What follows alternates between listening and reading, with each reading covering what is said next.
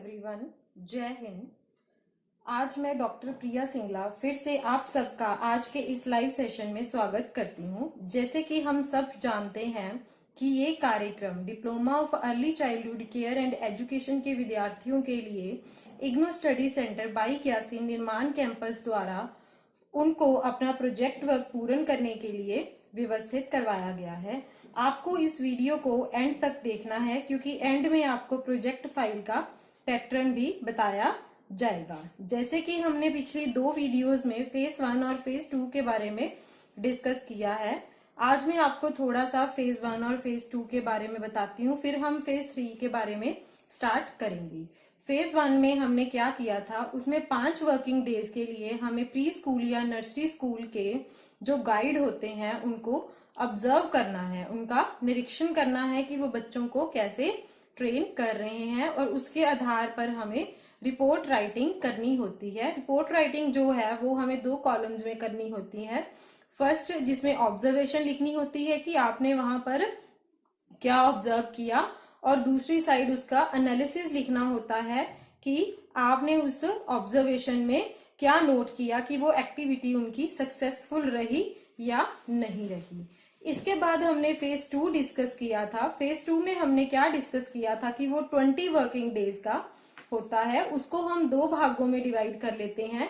पहला जो पहले 10 दिन होते हैं उसमें क्या होता है कि हमें एक दिन के लिए एक एक्टिविटी ही कंडक्ट करवानी होती है जो कि 25 से 30 मिनट की हो सकती है, और बाकी के जो 10 दिन हैं उसमें हमने एक दिन में 2 एक्टिविटीज कंडक्ट करनी होती हैं जो कि 1 घंटे की भी हो सकती हैं। उसमें हमने एक्टिविटी प्लान, सबसे पहले एक्टिविटी प्लान बनाना है। एक्टिविटी प्लान में आपने क्या लिखना है कि जो भी आपने एक्टिविटी करवानी है उसका थीम क्या है, और आप एक एक्टिविटी करवा रहे हो या 2 एक्टिविटीज करवा रहे हो, और इसके बाद उसका लक्ष्य क्या है, एक्टिविटी जो आप करवा रहे हो उसमें आपने कौन सा कंटेंट लिखना है और आप कौन सा मटेरियल यूज करोगे बच्चों को एक्टिविटी करवाने के लिए, और उसके बाद हमें वो एक्टिविटी प्लान को कैरी आउट करना है और उसके बाद हमें वो रिपोर्ट राइटिंग करनी है। चलो आज हम फेज 3 के बारे में डिस्कस करते हैं। जैसे कि आपने फेज 1 में निरीक्षण किया और फेज 3 में आपने एक्टिविटी बच्चों के साथ डिस्कस की। अब आपको जो फेज 3 में हम लोगों ने क्या करना है कि हमने उसमें पहले एक पाठ्यक्रम बनाना है, उसके बाद हमने उसमें एक्टिविटी प्लान बनाना है, और उसके बाद हमने उसको एक्टिविटीज को कैरी आउट करना है, और फिर हमने रिपोर्ट राइटिंग करनी है। जो आपका प्रोजेक्ट वर्क का फेज 3 है उसमें क्या है, आपको 5 दिनों के लिए कार्य करना है वो बच्चों के साथ जो प्री स्कूल या नर्सरी स्कूल में जाते हैं। फेज 3 में आपको बच्चों के पूरे दिन का चार्ज दे दिया जाता है। पूरा दिन मतलब जितना टाइम वो स्कूल में बिताते हैं उस टाइम का आपको चार्ज बच्चों का दे दिया जाता है। हालांकि आपके गाइड भी वहां होते हैं आपकी मदद करने के लिए, पर फिर भी सब कुछ आपको ही संभालना पड़ता है। एक इम्पॉर्टेंट इंफॉर्मेशन यह है कि आप जो भी कोई प्रोजेक्ट फाइल बनाना चाहते हैं या प्रोजेक्ट रिपोर्ट बनाना चाहते हैं, कृपया आप मैनुअल की इंस्ट्रक्शन को ही फॉलो कीजिएगा, क्योंकि आपके मैनुअल में सब कुछ ऑलरेडी एक्सप्लेन किया हुआ है बहुत अच्छे से। आप उसको एक बार जरूर पढ़ने की कोशिश कीजिएगा। आप जो भी कुछ करेंगे वो आपके मैनुअल में पहले ही डिस्क्राइब किया हुआ है। चलो अब हम ये डिस्कस कर लेते हैं कि जो हमने प्लान 3 में मतलब फेज 3 में हमने जो सप्ताह का मतलब क्यूरिकुलम पाठ्यक्रम एक सप्ताह का तैयार करना था, 5 वर्किंग डेज का तैयार करना था, उसको तैयार करने के लिए हमें पहले किन बातों का ध्यान रखना होगा। जैसे कि इसमें आपको पूरे सप्ताह में बच्चों को पूरे दिन के लिए सुपरवाइज करना है, मतलब कि उनका पर्यवेक्षण करना है। जैसे कि उनके आने का समय, उनके खाने का समय, उनके हाथ और मुंह धोने का समय, उनके शौचालय का समय या फिर उनके जाने का समय। आपको एक दिन में जो भी किसी भी एक्टिविटी पर जितना टाइम स्पेंड करना है वो आपको वहां मेंशन करना है। जैसे कि बच्चे 8:30 से 8:45 बजे तक सारे बच्चे आ गए, हमने 20 मिनट के लिए ये स्टोरी टेलिंग की एक्टिविटी की, हमने 20 मिनट के लिए बच्चों को ड्राइंग की एक्टिविटी करवाई। ये एक्टिविटीज का टाइम आपको मेंशन करना वहां बहुत जरूरी है। उसके बाद आप कौन सा थीम सिलेक्ट करते हो, ये भी बहुत जरूरी है कि आप 5 दिनों में कौन सा थीम सिलेक्ट करते हो। ऐसा नहीं है कि अगर आप 5 दिनों के लिए 5 वर्किंग डेज के लिए फेज थर्ड में काम करोगे, ऐसा नहीं है कि आप कलर्स का कंसेप्ट ले लो और 5 वर्किंग डेज में आप सिर्फ कलर्स के कंसेप्ट ही बच्चों को समझाते रहो। आपको हर दिन, प्रत्येक दिन हर एक्टिविटी अलग थीम पर करवानी होगी। जैसे कि एक दिन का आपका थीम होगा कलर्स पर, दूसरे दिन का आपका थीम होगा एनिमल्स पर, तीसरे दिन का आपका फेस्टिवल्स पर। इसी तरह आप कोई और थीम भी सोच सकते हैं। आपके DECE 1 के मैनुअल में बहुत सारे थीम्स दिए हुए हैं। आमतौर पर जो बच्चे होते हैं वो 3-4 घंटे के लिए ही स्कूल में आते हैं। तो आपको जैसे उनकी सामान्य कोई भी गतिविधियां होती हैं, जैसे उनके आना जाना, उनका हाथ और मुंह धोना और शौचालय, उसके साथ साथ आपको उनको कम से कम 4 से 5 एक्टिविटीज डेली और भी करवानी होंगी। अब मैं आपको एक दिन का पाठ्यक्रम लिखकर बताती हूँ। इसमें मैंने पूरे दिन के लिए एक थीम रखा है, माई फैमिली, मेरा परिवार। जैसे कि मैंने लिखा है, एक समय अवधि और क्रियाएं दी हैं इसमें। ये एक दिन के पाठ्यक्रम का उदाहरण है। आपको भी ऐसी टेबल फॉर्म में ही ये बनाना है। एक साइड आपको समय अवधि लिखनी है और दूसरी साइड आपको क्रियाएं लिखनी है जो कि आप करवाएंगे बच्चों को एक पूरे दिन में। जैसे कि 8:30 to 8:45 AM में बच्चे पहुंच जाएंगे। मैं उनका अभिवादन और बातचीत करूंगा। 8:45 to 9 AM बच्चे अपने टिफिन बॉक्स, बैग और पानी की बोतल अलमारियों पर रखेंगे, वे खिलौनों से खेलेंगे। 9 to 9:20 AM मेरे परिवार के विषय पर कुछ कविताएं और गीत सभी भाग लेंगे। ये मैंने मेरे परिवार विषय पर इसलिए करवाई हैं क्योंकि मैंने आपको बताया था कि मैंने इस दिन के लिए एक थीम रखा था, वो है माई फैमिली। 9:20 to 9:50 AM पर तस्वीरों के साथ एक परिवार के पेड़ बनाने का गतिविधि सत्र। आपको भी ऐसे ही लिखना है टाइम पीरियड के लिए कि कितने टाइम के लिए आप कौन सी एक्टिविटी अरेंज करेंगे। ऐसे ही एक दिन का पाठ्यक्रम आपको बनाना है और 5 वर्किंग डेज का भी आपको ऐसे ही बनाना है। 9:50 to 10:30 AM outdoor free play, जैसे कि झूले, स्लाइड, रेत के गड्ढे और अन्य खेल में सभी पर नजर रखूंगा। 10:30 to 10:40 AM हाथ और मुंह धोने का समय। 10:40 to 11 AM खाने के लिए ब्रेक। 11 to 11:20 AM चित्र पुस्तक का उपयोग करते हुए परिवार के महत्व पर कहानी। 11:20 to 11:45 AM ब्लॉक्स, मोतियों, आरा पहेली, सीरिएशन बोर्ड के साथ इंडोर फ्री प्ले का संगठन, सभी बच्चे भाग लेंगे। 11:45 to 12 PM प्रस्थान और प्रत्येक बच्चे को अलविदा की शुभकामनाएं। जैसे मैंने आपको एक दिन का पाठ्यक्रम लिखकर बताया है, ऐसे ही आप 5 दिनों का पाठ्यक्रम लिखेंगे। जैसे कि ये 8:30 से लेके बच्चों के आने के समय से लेके बच्चों के जाने के समय तक 12 बजे तक ये मैंने सारा पाठ्यक्रम बताया है। ऐसे ही आप 5 दिनों का अलग अलग से पाठ्यक्रम लिखेंगे। जैसे कि मैंने माई फैमिली पर एक दिन में सारी क्रियाएं करवाई हैं, ऐसे ही आप बाकी के दिनों में और कोई थीम चुन सकते हैं, जैसे कि प्लांट्स, कलर या कोई और थीम। इसमें मैंने आपको विस्तार में चर्चा नहीं लिखी है। एक दिन में आपको कम से कम 3 से 4 एक्टिविटीज प्लान करनी है। जैसे कि मैंने एक माई फैमिली पर स्टोरी टेलिंग की एक्टिविटी करवाई है और इससे पहले मैंने फैमिली ट्री बनवाया था माई फैमिली पर, और इससे पहले मैंने माई फैमिली पर बच्चों को पोइम्स एंड सॉन्ग्स करवाई थी। इसके अलावा मैंने indoor and outdoor free play activities भी अरेंज करवाई हैं। 5 दिनों का कार्यक्रम बनाने के बाद आपको अपने गाइड के साथ इसको डिस्कस करना है। गाइड इस पर अपने कमेंट लिखेगा और अपने मार्क्स दे देगा। अगर उसने इसमें कुछ बदलाव करने के लिए कहा तो आपको वो बदलाव करने पड़ेंगे। अगर बदलाव ज़्यादा नहीं है तो आप इसी में ही चेंज कर सकते हैं, पर अगर बदलाव ज़्यादा हैं तो आपको एक नए पेपर पर दोबारा से ये सारा टेबल बनाकर लिखना पड़ेगा। इसको जब अपनी project file IGNOU panel of experts के पास इवैल्यूएशन के लिए जाएगी तो उनको इसका इवैल्यूएशन करना आसान हो जाएगा। और हाँ, प्रोजेक्ट फाइल में आप वो दोनों शीट्स लगाएंगे। कौन सी? एक तो जो आपने पहले बनाई थी और दूसरी जो गाइड के कमेंट्स के बाद आपने नई शीट्स बनाई। पाठ्यक्रम को मंजूरी मिलने के बाद अब आपको 5 दिनों के एक्टिविटी प्लान्स के बारे में लिखना है। जो आपको एक दिन का पाठ्यक्रम की उदाहरण बताई थी अभी मैंने, अब उसी का एक्टिविटी प्लान लिख के भी आपको एक बार दिखा देते हैं। जैसे कि हमने फेज़ 2 में देखा था कि हमने एक्टिविटी प्लान करने के लिए क्या लिखना है। सबसे पहले हमें उसका थीम लिखना है, जो कि मैंने लिखा हुआ है माई फैमिली, मेरा परिवार विषय पर गतिविधि की योजना बनाने के लिए, ऐसे लिखना है आपको। और एक और पॉइंट लिखना है जिसमें आपको लिखना है कि आपको एक दिन में कितनी एक्टिविटीज़ करवानी है, दिन के दौरान थीम पर आधारित 3 गतिविधियों को करने के लिए। उसके बाद हमें जो भी क्रिया की योजना बनानी है उसके गोल्स के बारे में लिखना है, यानी कि उसके लक्ष्य के बारे में लिखना है। जैसे कि मैंने पहला लक्ष्य ये लिखा है, जो भी मैंने कविताओं की गतिविधि से बच्चों के भाषा विकास में मदद मिलेगी, वे परिवार के सदस्यों के महत्व की अवधारणा को भी समझेंगे। यह अवधारणा सामाजिक विकास को बेहतर बनाने में मदद करेगी। ये गोल जो मैंने पीछे एक आपको एक्टिविटी बताई थी, जो मैंने माई फैमिली पर पोइम को अरेंज की थी, उस एक्टिविटी का ये लक्ष्य है। और दूसरी एक्टिविटी जो मैंने एक फैमिली ट्री बनवाना था, उसका क्या लक्ष्य है, परिवार के पेड़ की गतिविधि बच्चों में स्थिरता और सुरक्षा की भावना को बढ़ाती है। उन्हें परिवार के सभी सदस्यों के बारे में जानकारी मिलेगी।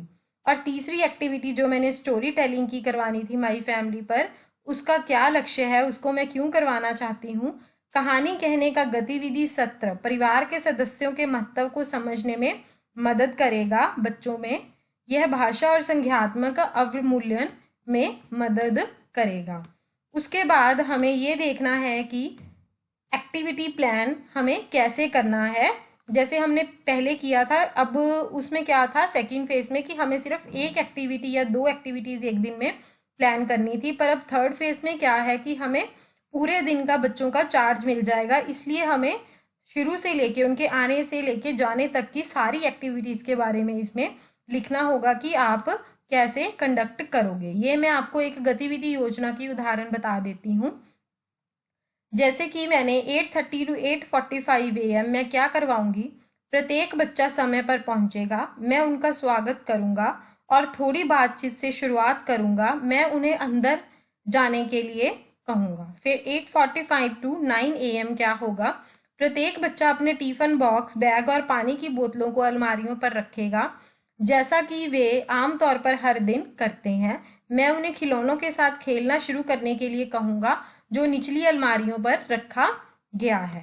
उसके बाद 9 to 9:20 AM मैं मेरा परिवार थीम पर कुछ कविताएं उनको सिखाऊंगा। मैं कामना करूंगा कि सभी बच्चे उत्साह से भाग लेंगे और आनंद लेंगे। आप देख रहे होंगे कि ये मैं आपको फ्यूचर टेंस में लिखकर बता रही हूँ। ये फ्यूचर टेंस में क्यों लिखा हुआ है, क्योंकि ये अभी हमने आगे करना है। हम ये सिर्फ प्लान कर रहे हैं कि हम ये आगे करेंगे। 9:20 से 9:50 AM क्या करवाएंगे, एक दिन पहले मैं प्रत्येक बच्चे से अपने परिवार के सदस्यों की तस्वीरें लाने के लिए कहूँगा। अगले दिन मैं व्यक्तिगत रूप से उन्हें सिखाऊंगा कि परिवार का पेड़ कैसे बनाया जाए। फिर उसके बाद 9:50 से 10:30 AM तक परिवार के पेड़ की गतिविधि सत्र के बाद, जो हमने पीछे परिवार का पेड़ फैमिली ट्री बनाया था, उसके बाद प्रत्येक बच्चे को बाहरी मुफ्त खेलने के लिए बाहर भेजा जाएगा, जैसे कि झूले, स्लाइड, रेत के गड्ढे और अन्य खेलों के लिए। मुझे उम्मीद है कि हर बच्चा इस आउटडोर खेल का आनंद लेगा और मैं सभी पर नज़र रखूंगा। ये ज़रूरी नहीं है कि जितना टाइम हमने दिया है इतना ही टाइम लगेगा, टाइम इससे कम भी लग सकता है और ज़्यादा भी लग सकता है। इसलिए आप हमेशा माइंड में एक आधी एक्टिविटी ऐसी रखिएगा कि अगर आपको टाइम पर कोई एक्टिविटी करवानी पड़ जाए तो आप करवा सकें। 10:30 to 10:40 AM मैं उन्हें सिखाऊंगा कि चेहरे और हाथों को अच्छी तरह से कैसे धोया जाए और साथ ही चेहरे और हाथ धोने का महत्व भी बताया जाएगा। इसको हमने उतनी डिटेल में नहीं लिखना है जितना कि हम रिपोर्ट में लिखेंगे। 10:40 to 11 AM चेहरा और मुंह धोने के बाद वे अपने लंच बॉक्स से खाना खाना शुरू कर देंगे। इस समय मैं उन्हें अपने दोस्तों के साथ भोजन साझा करने की अवधारणा के साथ भोजन खाने के शिष्टाचार भी सिखाऊंगा। 11 to 11:20 AM दोपहर के भोजन के समय के बाद मैं बच्चों को कहानी सत्र के लिए अर्ध चक्कर में चटाई पर बैठने के लिए कहूँगा। कहानी मेरा परिवार थीम पर आधारित होगी। यह चित्र पुस्तक के उपयोग द्वारा व्यक्त किया जाएगा। कहानी में परिवार के सदस्यों के महत्व के बारे में बताएंगे। सभी बच्चे उत्साह से भाग लेंगे। मैं उनके परिवार के बारे में अंत में सवाल भी पूछूंगा। इसके बाद 11:20 से लेके 11:45 AM तक कहानी कहने के 20 मिनट के गतिविधि सत्र के बाद, कहानी जो हमने बताई थी उसके लिए हमने 20 मिनट्स का टाइम रखा था, उसको कहने के बाद मैं बच्चों को कमरे में ही ब्लॉक, बीड्स, आरा पहेली, सिरिएशन बोर्ड के साथ अंदर ही खेलने की अनुमति दूंगा। सभी बच्चे इस सत्र का आनंद लेंगे। फिर उसके बाद 11:45 to 12 AM अब उनका प्रस्थान का समय हो गया है। मैं व्यक्तिगत रूप से प्रत्येक बच्चे को अलविदा कहूंगा। मैंने ये उदाहरण आपको समझाने के लिए दी है। आप थीम कोई भी और ले सकते हैं और इसको और विस्तृत रूप से भी लिख सकते हैं, यानी कि और इलेबोरेट करके भी आप इसको लिख सकते हैं, पर ज़्यादा डिटेल में मत लिखिएगा। क्रियाओं की योजना बनाने के बाद आपको इन 5 दिनों की क्रिया योजना को गाइड से मूल्यांकन करवाना पड़ेगा। आपको जो भी मटेरियल या सामग्री क्रिया को अंजाम देने के लिए यूज करनी है, वो भी गाइड से क्रिया को अंजाम देने से पहले उसका भी मूल्यांकन करवाना पड़ेगा। जैसे ये आपने एक्टिविटी प्लान कर लिया, एक्टिविटी 5 दिनों का प्लान करके आप गाइड से इसको चेक करवाएंगे, वो इसका इवेल्युएशन करेगा और आपको इसके मार्क्स दे देगा। अगर आप सारी क्रियाओं को एक साथ गाइड से इवेल्युएट नहीं करवा सकते तो आप एक एक करके भी उनको इवेल्युएट करवा सकते हैं, पर आपको इस बात का ध्यान रखना होगा कि आपको जो भी एक्टिविटी प्लान करनी है उसको आपको अंजाम देने से पहले, मतलब कि क्लास में आपको कैरी आउट करने से कम 1 दिन पहले गाइड से ये एक्टिविटी प्लान को अप्रूव करवाना होगा। गाइड इस पर अपने कमेंट देगा और आपको मार्क्स देगा। अगर इसमें गाइड ने बहुत ज़्यादा बदलाव किए हैं तो आपको नई शीट्स दोबारा लेके ही ये सारा एक्टिविटी प्लान उस पर लिखना पड़ेगा और दोनों शीट्स ही आपको अपनी रिपोर्ट फाइल में लगानी है, जो कि पहले वाली शीट थी जिस पे आपने एक्टिविटी प्लान लिखा था, और एक दूसरी शीट अगर गाइड ने उसमें चेंजेस करने को कहा है तो आप अगर नई शीट बनाते हैं तो आपको वो भी प्रोजेक्ट फाइल में अटैच करनी होगी। जब आपकी क्रिया योजना को गाइड अप्रूव कर देगा तो उसके बाद आपको वो बच्चों के साथ कैरी आउट करनी है, मतलब वो एक्टिविटी को आपको बच्चों के साथ अंजाम देना है। हर दिन के अंत में गाइड आपको फीडबैक देगा कि आपने बच्चों को कैसे हैंडल किया और आपने बच्चों को जो एक्टिविटीज करवाई हैं वो आपने कैसे करवाई हैं। अगर वो आपको कोई सजेशंस देता है तो आपको वो नेक्स्ट डे ये ध्यान रखना होगा कि उन सजेशंस को आप इनकॉर्पोरेट करके ही प्लान करोगे। अब मैं आपको एक उदाहरण दिखाती हूँ जिसका थीम माई फैमिली है।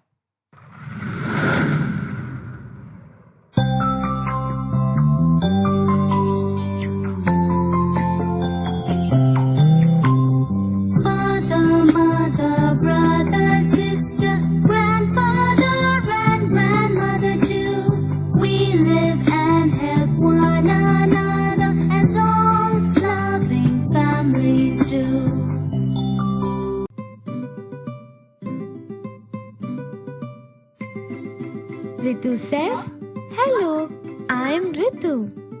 You can tell your name this way, like, "Hello, I'm Sanjana." When we meet someone, we say, "Hello." This is Ritu's mother. Ritu says, "She is my mother. She is a doctor." When we talk about any girl or woman, we can call her she. For example, she is my sister. Ritu says he is my father. He is an engineer. When we talk about any man or boy, we can call him he. For example, he is my uncle. Remember, use she for girl or woman and use he for boy or man. Ritu says he is my grandfather. He is very wise. Your grandfather is the father of your father. Ritu says, she is my grandmother. She tells me stories. Grandmother is the mother of your father. Ritu says, he is my brother. He is only 5 years old. You can introduce your sister or brother this way. If you have a sister, use she to introduce her. Like, she is my sister Minu. Ritu says, this is my cat. I call it Chinnu. Do you have a pet? Ritu says, I love my family. Remember, family is very important. बच्चों के साथ काम करने के बाद अब आपको report लिखनी है। इसमें किन बातों का ध्यान रखना है?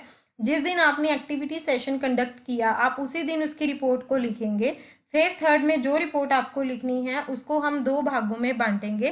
पहली है सामान्य रिपोर्ट और दूसरी है गतिविधि सत्रों की रिपोर्ट। सामान्य रिपोर्ट में आपको क्या लिखना है कि आपको क्या लगता है कि आपने बच्चों को पूरे दिन में कैसे संभाला, और इसमें क्या क्या आता है, जैसे कि आपने बच्चों से कोई बातचीत की और उनके आने का समय, खाने का समय, उनके मुंह और हाथ धोने का समय और उनके जाने का समय।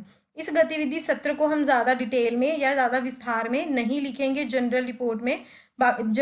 हमने जो second report of activity session लिखने हैं उसमें हम थोड़ा डिटेल में लिखेंगे। जनरल रिपोर्ट की मैं आपको एक एग्जांपल बता देती हूँ, जो अभी मैंने ऊपर माई फैमिली थीम पर लिखा था, एक्टिविटी प्लान किया था और क्यूरिकुलम बनाया था। जैसे कि 8:30 to 8:45 AM बच्चे सुबह 8:30 से 8:45 AM के बीच पहुंचे। मैं एक शिक्षक के रूप में दरवाजे के पास खड़ा था और प्रत्येक बच्चे का स्वागत कर रहा था। 8:45 to 9 AM क्या किया, जैसा कि प्रत्येक बच्चा कमरे में आया और मैंने उनको अपने बैग, टिफिन बॉक्स और पानी की बोतलें अलमारियों के ऊपर रखने के लिए कहा, जैसे कि वो हर रोज़ करते थे। फिर मैंने उन सभी को खिलौनों के साथ खेलने के लिए कहा, और जो कि अलमारियों पर पड़े हुए थे। 10:30 to 10:40 AM इस समय मैंने घोषणा की कि यह अंदर जाने का समय है। बच्चे वॉश बेसिन पर अपना चेहरा और हाथ धोने के लिए कमरे में गए और शौचालय का इस्तेमाल किया। मैंने बच्चों को हाथ ठीक से धोने के लिए पर्यवेक्षण किया और उन्होंने निर्देशन का पालन किया।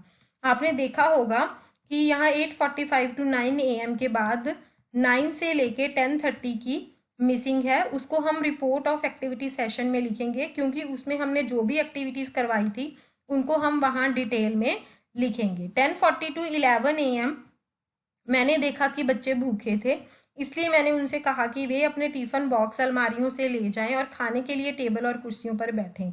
लंच का ब्रेक लगभग 20 मिनट का था। सब बच्चों ने भोजन खाया, जैसे कि मैंने उनको सारा एटिकेट सिखाए थे, शिष्टाचार सिखाया था खाना खाने का। उन्होंने उसका सबका पालन किया और अपने साथ के दोस्तों के साथ उनके साथ साझा किया। फिर 11:45 से 12 AM अभी हमने देखा कि 11 से लेके 11:45 का टाइम भी इसमें मिसिंग है, उसको भी हम रिपोर्ट ऑफ एक्टिविटी सेशंस में लिखेंगे। अब 11:45 से 12 PM क्या किया, 25 मिनट के खेल के समय के बाद मैंने बच्चों से खेल सामग्री वापस अलमारियों पर रखने को कहा। हमने मिलकर कमरा साफ किया। फिर बच्चों ने अपने टिफिन बॉक्स और पानी की बोतलें उठाई, जिन्हें स्कूल की मिनी बस से जाना था। मैंने बच्चों को ट्रेन बनाने के लिए कहा और बस में प्रवेश करते ही प्रत्येक बच्चे को व्यक्तिगत रूप से अलविदा कहा। शेष बच्चे माता पिता के साथ अपने घर वापस चले जाते हैं। अब हमने लिखनी है रिपोर्ट ऑफ एक्टिविटी सेशंस। अब जो भी ऊपर टाइम मिसिंग थे उसको हम थोड़ा डिटेल में लिखेंगे। 9 से 9:20 तक मैंने बच्चों को माई फैमिली पर सॉन्ग्स और राइम्स करवाई। मैंने बच्चों को चटाई पर एक अर्ध चक्कर में बैठने के लिए कहा और उन्हें कार्टून तस्वीरें दिखाकर माई फैमिली पर एक कविता गाना शुरू किया।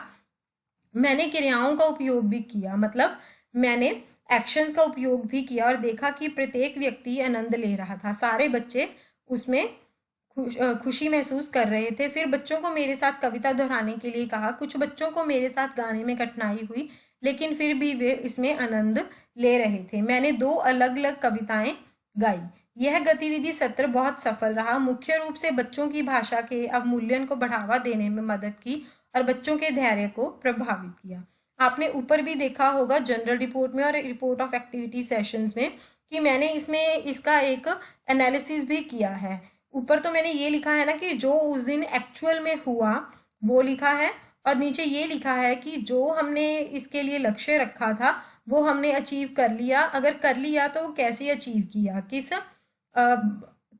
अचीव किया। जैसे यहाँ पे हमने लिखा हुआ है कि मुख्य रूप से बच्चों की भाषा के अवमूल्यन को बढ़ावा देने में मदद मिली, बच्चों की लैंग्वेज डेवलपमेंट हुई। ये मैंने एक पोइम साथ में लिखी हुई है। ऐसे ही आप भी अपनी रिपोर्ट में जो आपने बच्चों को पोइम सिखाई है वो आप वहाँ पे लिख सकते हैं या उसका प्रिंट आउट निकाल के भी रख सकते हैं। इसके बाद 9:50 to 10:30 AM क्या हुआ। इस सत्र के दौरान बच्चों को खेलने के लिए बाहर ले गए और हर बच्चा अलग अलग खेल खेलना शुरू कर देता है। यह एक खेल गतिविधि थी। यहाँ बच्चे यह चुनने के लिए स्वतंत्र थे कि वो क्या और कैसे खेलना चाहे। मतलब कि हमने बच्चों को आउटडोर प्ले के लिए 9:50 से 10:30 तक ले गए। बाहर जाके बच्चों को ये बिल्कुल इंडिपेंडेंस थी कि वो किसी भी खेल के साथ खेल सकते हैं। मैंने सभी बच्चों पर नज़र रखी हुई थी ताकि किसी बच्चे को चोट ना लग जाए और बच्चे आपस में झगड़ा ना करें। कुछ बच्चे दूसरों बच्चों के साथ खेलने में और खेल के उपकरणों का प्रयोग करने में बाधा महसूस कर रहे थे। मैंने उन्हें स्लाइड और स्विंग के साथ खेलने के लिए प्रोत्साहित किया और उनकी मदद की। खेल के मैदान के दूसरी तरफ दो बच्चे झूले पर झगड़ रहे थे। मैं उनकी ओर दौड़ा और इस मामले को हल किया। मैंने 5 से 10 बच्चों को अपने उपकरणों के साथ रेत के गड्ढे में खेलने के लिए प्रोत्साहित किया। आपने जो भी मतलब इसमें मैंने कोशिश भी की बच्चों को कुछ नया करके दिखाने की। नेक्स्ट एक्टिविटी सेशन है, इसमें हमने बच्चों को एक फैमिली ट्री बनाने के लिए कहा था। एक दिन पहले मैंने उनके परिवार के सदस्यों की तस्वीरें लाने के बारे में उनकी नोटबुक पर एक नोट लिखा। अगले दिन कुछ बच्चे तस्वीरों के साथ आए लेकिन कुछ नहीं लेके आए। मैंने प्रत्येक बच्चे को अलग अलग शीट दी, उस पर पहले ही एक पेड़ की तस्वीर लगाई हुई थी। अब मैंने पेड़ के सबसे ऊपर वाले हिस्से में, हरे वाले हिस्से में, जैसे यहाँ पे बना हुआ है, सबसे पहले बच्चों को दादा दादी की तस्वीर चिपकाने के लिए कहा और कहा कि ये घर में सबसे बड़े होते हैं। और फिर उसके नीचे माता पिता की फोटो लगाने के लिए कहा और उसके बाद उसके नीचे भाई बहन और अपनी फोटो लगाने के लिए कहा, जिससे कि उनको पता चला कि सबसे बड़े घर में दादा दादी होते हैं, फिर मम्मी पापा होते हैं और फिर हम और मेरे भाई बहन होते हैं। जैसे ही बच्चे उन पर सबकी फोटोज लगा रहे थे मैंने उनको उनमें हेल्प की, पर बहुत ज़्यादा भीड़ होने के कारण मैंने तभी गाइड को बोल दिया कि आप मेरी मदद कर दो। और उसके बाद हमने बच्चों की शीट्स के पीछे उनके नाम लिखने शुरू कर दिए कि किस बच्चे ने कौन सी शीट बनाई है, और गाइड ने इसमें मेरी मदद की। जो बच्चे अपने फैमिली मेम्बर्स की फ़ोटोज़ नहीं लाए थे मैंने उनसे मैंने और गाइड ने उन बच्चों के फैमिली ट्रीज पर ऐसे उनके फैमिली मेम्बर्स के नाम लिख दिए। यह गतिविधि सत्र, अब ये तो हमने देख लिया ना कि ऊपर हमने ये उस दिन क्या हुआ। अब ये जो हुआ वो कैसा रहा। ये गतिविधि सत्र सफल रहा क्योंकि मैंने मेरी मदद के लिए गाइड को बुला लिया। अगर मैं उनको ना बुलाती तो बच्चों का इतना क्राउड हो जाता कि मुझसे बच्चे संभालने मुश्किल हो जाते। और संज्ञात्मक विकास और ठीक मोटर कौशल विकास को बढ़ावा देने में मदद की, मतलब कि कॉग्निटिव डेवलपमेंट और फाइन मोटर स्किल्स में भी बच्चों की हेल्प हुई। हर कोई अपने परिवार के सदस्यों की तस्वीरों को देखकर बहुत खुश था, लेकिन जो बच्चे चित्र नहीं लाए थे वो थोड़ा दुखी महसूस कर रहे थे क्योंकि उनके परिवार जो उनके फैमिली ट्रीज थे उन पर उनकी सदस्यों की फोटोज नहीं थी। अगला है रिपोर्ट ऑफ एक्टिविटी सेशन जो 11 से लेके 11:20 तक हुआ। दोपहर के भोजन के समय के बाद मैंने फिर से बच्चों को कहानी सत्र के लिए अर्ध चक्कर में चटाई पर बैठने के लिए कहा। मैंने इसे रोचक बनाने के लिए चित्र पुस्तक से चित्र दिखाकर कहानी सुनाई। कहानी परिवार के सदस्यों के महत्व के बारे में थी। उसने पिक्चर बुक से पिक्चर्स दिखाई बच्चों को और फैमिली के इम्पोर्टेंस के बारे में समझाया। इस सत्र में सभी बच्चों ने उत्साह से भाग लिया क्योंकि यह उनके अपने परिवार के सदस्यों की तरह ही एक कहानी थी। मैंने उनके परिवार के सदस्यों के बारे में अंत में सवाल भी पूछे कि आपके माता पिता क्या करते हैं, उनका नाम क्या है, आपके घर में सबसे बड़ा कौन है, आपके कितने भाई बहन हैं। सभी ने बहुत अच्छा उत्तर दिया और कहानी सत्र बहुत सफल रहा। इससे उनकी कॉग्निटिव और सोशल डेवलपमेंट में भी हेल्प हुई। अब इसके बाद जो नेक्स्ट रिपोर्ट है एक्टिविटी सेशन की, वो 11:20 से 11:45 तक जो एक्टिविटी हुई वो हमने एक इंडोर प्ले बच्चों के लिए रखा था। कहानी का जो सेशन था वो 20 मिनट का था। वो ख़त्म होने के बाद मैंने बच्चों के लिए के इंडोर प्ले ऑर्गेनाइज किया। वहाँ पर खेलने के लिए बहुत सारी सामग्री रखी हुई थी और बच्चों से कहा वो जिससे भी खेलना चाहते हैं वो वही सामग्री के साथ खेल सकते हैं। बहुत सारे बच्चे वहाँ पर अधिकांश सामग्री के 2-3 सेट की उपलब्धता थी, मतलब कि बहुत सारी सामग्री ऐसी थी जिसके 2 या 3 सेट अवेलेबल थे। जैसे ही बच्चे उनसे खेलना शुरू करते हैं, मैं अलग अलग खेल सामग्री को संभालने के लिए बच्चों को दिखाते हुए उनको उनके चारों ओर घूमती हूँ। जैसे ही बच्चे खेल रहे हैं मैं उनके चारों ओर घूम रही हूँ कि बच्चे कहीं आपस में झगड़ा तो नहीं कर रहे हैं या जिससे वो खेल रहे हैं उनको उससे खेलना आ रहा है या नहीं आ रहा है। खासकर जब मैंने एक बच्चे को कठिनाई में देखा तब मैं फटाफट उसके पास गई। अब लास्ट में रिपोर्ट लिखने के बाद, जनरल और report of activity session in detail लिखने के बाद हमें एंड में कंक्लूजन लिखना है कि आपका उसमें एंड वाले दिन कंक्लूजन क्या निकला। दिन के अंत में अधिकांश सत्र सफल रहे। बहुत सारे सेशंस ऐसे थे जो कि सफल रहे क्योंकि आज हम उनके अपने परिवार के सदस्यों के बारे में बात कर रहे थे। इसका मतलब ये हुआ कि जो माई फैमिली हमने थीम सेलेक्ट किया वो ही थोड़ा अट्रैक्टिव था। आज के सत्र में उनकी शारीरिक डेवलपमेंट, फिजिकल डेवलपमेंट भी हुई, motor, cognitive, social and emotional development भी हुई। गाइड ने मेरी आज की गतिविधि की सराहना की क्योंकि मैंने आउटडोर इंडोर प्ले, समूह और व्यक्तिगत गतिविधियों के बीच में संतुलन बनाए रखा, कि आउटडोर इंडोर प्ले और ग्रुप और इंडिविजुअल एक्टिविटीज़ के बीच में संतुलन बनाए रखा।